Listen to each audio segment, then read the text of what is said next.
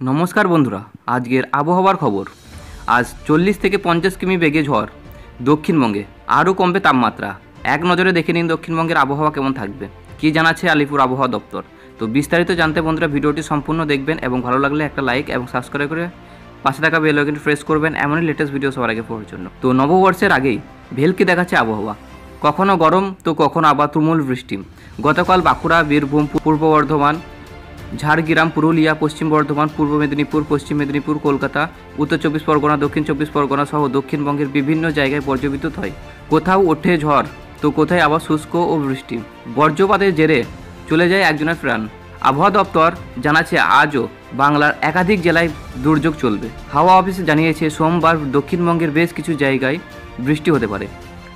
তালিকায় রয়েছে উত্তর ও দক্ষিণ 24 পরগনা, পূর্ব মেদিনীপুর, ঝাড়গ্রাম, পশ্চিম মেদিনীপুর। এই সমস্ত জেলায় হালকা থেকে মাঝারি বৃষ্টি হতে পারে।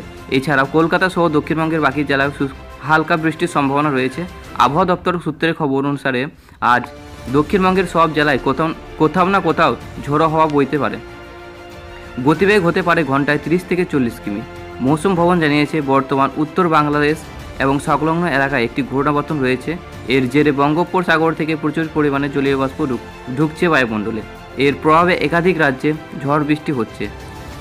সোমবারের পর মঙ্গলবার বীরভূম, মুর্শিদাবাদ ও নদিয়া বৃষ্টি হতে পারে। বুধবার বৃষ্টির সম্ভাবনা পূর্ব মেদিনীপুর, ঝাড়গ্রাম, পশ্চিম মেদিনীপুর এবং বাঁকুড়ায়।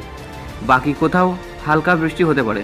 আজ সোমবার বজ্রবিদ্যুৎ সহ বৃষ্টি হতে পারে কলকাতার পাশাপাশি ঘন্টায় 40 থেকে 50 কিমি বেগে ঝোড়ো হাওয়া বইতে পারে।